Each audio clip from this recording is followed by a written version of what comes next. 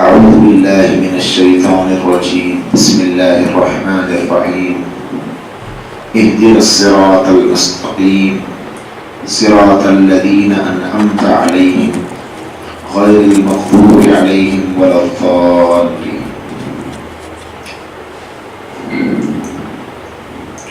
قرآن مجید اللہ تبارک و تعالیٰ کی کتاب ہے. جیسے ہر کتاب کا کوئی نہ کوئی نام ہوتا ہے، ایسے ہی قرآن کے بھی نام ہیں. جب بھی ہم کوئی کتاب پڑھیں گے تو اس کتاب سے پہلے اگر اس کا تعارف، انٹروڈکشن ہمارے سامنے آئے گا تو کتاب کے پڑھنے میں، سمجھنے میں دلچسپی پیدا ہوتی ہے.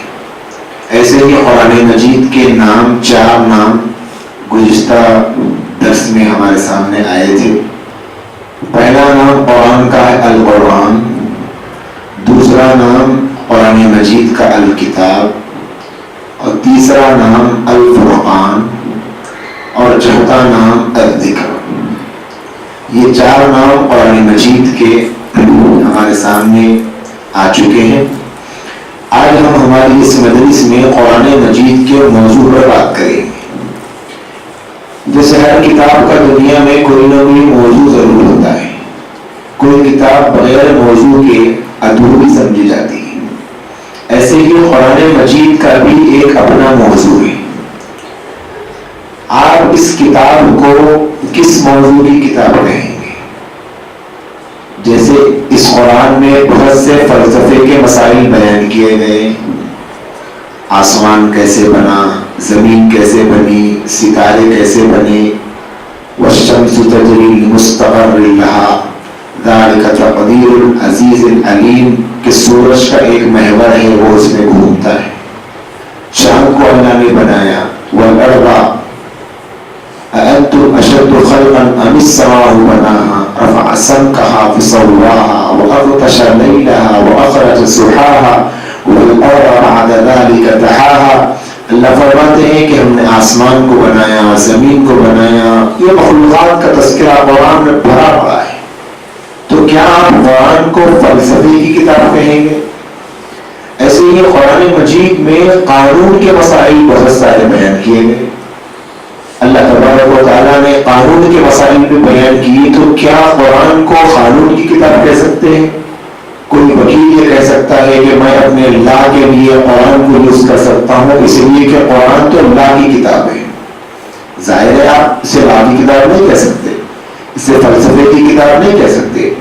قرآن مجید میں معاشیات پر بحث کی گئی ہے کہ زمین سے غلہ کیسے ہوتا ہے، ہم کیسے زمین سے غلہ اگاتے ہیں، کیسے تم کھیتی کرتے ہو، کیسے اس میں دانا بنتا ہے، کیسے گوبر اگتا ہے، پھر کیسے اس سے درخت بنتے ہیں، کیسے انار بنتا ہے، کیسے دودھ بنتا ہے، کیسے بھینس چارہ کھاتی ہے، گھاس کھاتی ہے. گوبر میں اللہ پاک من بین فرث ودم لبنا خالصا سائغا للشاربین، کہ اللہ پاک گوبر اور خون کے درمیان سے دودھ نکال رہے ہیں.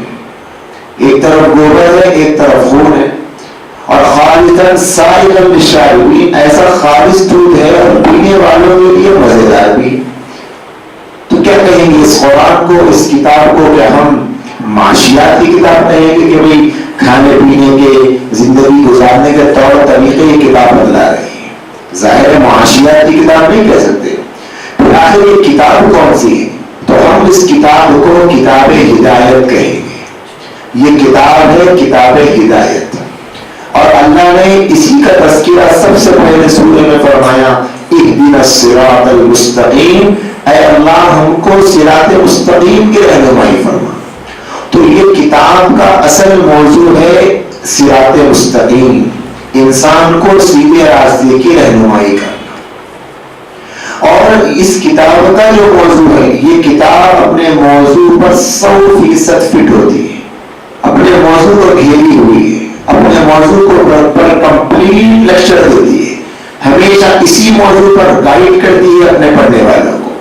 دیکھیں انسان کو اللہ نے جو بنایا ہے وہ 2 صفتوں کا مادہ ہے. انسان کو اللہ پاک نے فَأَلْهَمَهَا فُجُورَهَا وَتَقْوَاهَا، انسان کے اندر اللہ نے خیر بھی رکھا ہے اور شر بھی رکھا ہے. اللہ فرماتے ہیں فجعلناہ فہدیناہ النجدین، ہم نے دو راستوں کی انسان کو رہنمائی کی. وہ چاہے تو اچھا کام بھی کر سکتا ہے، برا کام بھی کر سکتا ہے. اچھا کام کرے گا تو اسے اچھا انسان کہیں گے، سچ بولے گا اچھا انسان کہیں گے، جھوٹ نہیں بولے گا اچھا انسان کہیں گے، امانت کے ساتھ رہے گا اچھا انسان کہیں گے، اور اگر وہ تجارت اچھی کرے گا اچھا انسان کہیں گے، اگر جھوٹ بولے گا کہیں گے برا انسان ہے، دھوکہ دے گا کہیں گے برا انسان. دونوں صفتیں اللہ پاک نے انسان کے اندر رکھی ہے. لیکن اس کے مقابل میں جو دوسری مخلوقات دنیا میں پائی جاتی ہے ان کے اندر بھی ایسی صفت نہیں ہے. اللہ پاک نے لوگوں کے اندر چالاکی کے سافٹ ویئر ایسے انسٹال کر دیے ہیں، اب اس کے سامنے کتنے ہی آپ شرافت کے سبب پڑھائیں وہ ہوشیار اور چالاک لوگی سمجھدار اور شریف نہیں بن سکتے. اللہ پاک نے کتے کے اندر وفا کے سافٹ ویئر انسٹال کر دیے کہ وہ وفادار ہوتا ہے. آپ کبھی نہیں دیکھیں گے کہ کتا ایسے ماحول میں رہ کر کے جہاں پر بے وفائی کا مزاج ہو کتا بے وفا بن گیا. اللہ نے اس کے اندر وہ سافٹ ویئر انسٹال کر دیے ہیں. گدھے کو بے وقوف بنا دیا ہے، اب وہ قیامت تک بے وقوف ہی رہے گا، گدھا عقلمند نہیں بن سکتا. لیکن اللہ نے انسان کو یہ دونوں اختیارات دیے کہ اللہ نے اسے اتھارٹی دی ہے کہ وہ چاہے تو نیک بنے چاہے تو برا بنے، چاہے تو اچھا بنے چاہے تو گنہگار بنے، چاہے تو شریف بنے چاہے تو ذلیل بنے. اللہ نے یہ اختیار کسی اور مخلوق کو نہیں دیا ہے. تو اللہ پاک صراط مستقیم جو اس قرآن مجید کا موضوع ہے اسی کو انسان کو بتلاتے ہیں. پورے قرآن میں آپ پورے قرآن کا جائزہ لے کر دیکھ لیں تو اللہ تبارک و تعالیٰ اسی موضوع پر بات کریں گے کہ انسان اس زندگی دنیاوی زندگی کو کیسے گزارے، یہاں وہ رہ کر کیسے اچھا انسان بنے، انسان کیسے اچھا بنے، کیسے برائیوں سے بچے اور کیسے اپنے آپ کو اچھا بنائے. اور اس کو سمجھانے کے لیے اللہ پاک قرآن میں بہت ساری انسان کی زندگی کے پہلوؤں سے بات کرتے ہیں.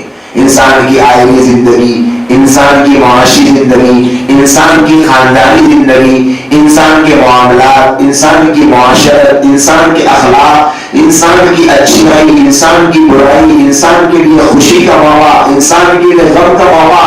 ان ساری چیزوں سے اللہ بحث کرتے ہیں اسی چیز کو سمجھانے کے لیے انسان اس دنیا میں رہ کر اپنی زندگی کو کیسے بہتر بنائے. اسی کو صراط مستقیم کہتے ہیں کہ سیدھا راستہ وہ ہے جس پر اللہ چلانا چاہتا ہے انسان کو، وہی سیدھا راستہ ہے. اب معلوم ہوا کہ قرآن مجید کا موضوع کیا ہے؟ صراط مستقیم. یہ قرآن مجید کا موضوع ہے. لیکن پھر بھی بات ایک سوال یہ پیدا ہوتا ہے، بات ادھوری رہتی ہے. ٹھیک ہے صراط مستقیم تو قرآن کا موضوع ہے، لیکن اللہ کا بحث کس سے کریں گے؟ قرآن مجید میں اللہ کا ٹاپک کیا ہوتا ہے؟ اللہ پاک کن باتوں کو موضوع بنائے ہوئے ہیں، اپنا کن باتوں سے اللہ پاک ڈیبیٹ کرتے ہیں اپنے بندوں سے، کیا سمجھانا چاہتے ہیں، کیا ٹاپک ہے اللہ پاک کا، کن عنوانات سے اللہ مخاطب ہوتے ہیں. تو علماء کرام نے ان کو 5 عنوانوں میں تقسیم کیا ہے کہ 5 ایسے موضوع ہیں قرآن کے. پورا قرآن انہی 5 موضوعوں کے ارد گرد گھومتا ہے. اب اگر کوئی بندہ قرآن کے 5 موضوعات کو اپنے ذہن میں بٹھا لے، پورا قرآن کہیں پر بھی کسی بھی آیت کو، کسی بھی رکوع کو، کسی بھی پارے کو، کسی بھی سورت کو پڑھے، فوراً ان 5 موضوعات میں سے ایک موضوع اس کو مل جائے گا. کیونکہ اللہ اس آیت میں اس موضوع اس ٹاپک سے بات کر رہے ہیں، اس ٹاپک سے بات کر رہے ہیں، اس موضوع سے اللہ بات کر رہے ہیں. اللہ یہاں اس موضوع کو چھیڑ رہے ہیں. ان 5 موضوعات میں ہی پورا قرآن سیدھا ہوا ہے. اس کے علاوہ کوئی اور موضوع آپ کو قرآن میں نہیں ملے گا.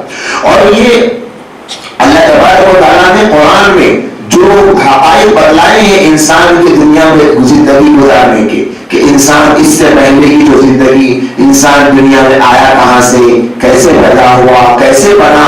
تو اب ہمیں ایک سوال پیدا ہو سکتا ہے کہ یہ سوال تو ایسا ہے، اس کا جواب قرآن دیتا ہے تو اس میں کوئی عجیب بات تو نہیں ہے، کیونکہ سائنس بھی اس کا جواب دے دی ہے کہ انسان کہاں سے پیدا ہوا، انسان کیسے بنا، اور ماہرین اس کا جواب دیتے ہیں. تو انسانوں کے اور قرآن کے جواب میں بنیادی فرق یہ ہے کہ انسان صرف انسان کے ماضی سے، پاسٹ سے بحث کرتا ہے کہ انسان کہاں سے پیدا ہوا، کیسے پیدا ہوا، وہ بھی ادھوری بحث ہے. آج تک بہت سارے سائنسداں ایسے ہیں جنہوں نے غلط تھیوری پیش کی، غلط نظریہ پیش کیا. کوئی کہتا ہے کہ انسان پہلے بندر تھا، کوئی کہتا ہے کہ کچھ تھا، کوئی کہتا ہے کہ کچھ تھا، اور کچھ لوگ مختلف قسم کی باتیں کرتے ہیں.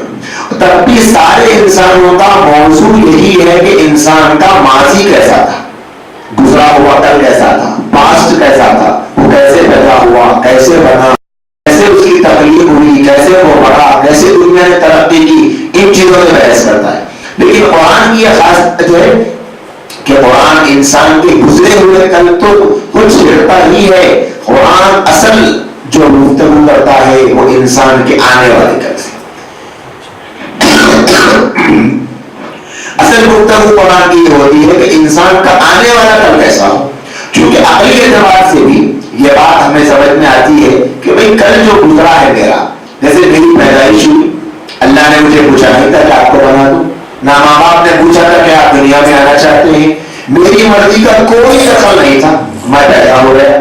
مجھ سے پہلے لاکھوں کروڑوں لوگ پیدا ہو گئے. قیامت تک یہی سسٹم چلتا رہے گا.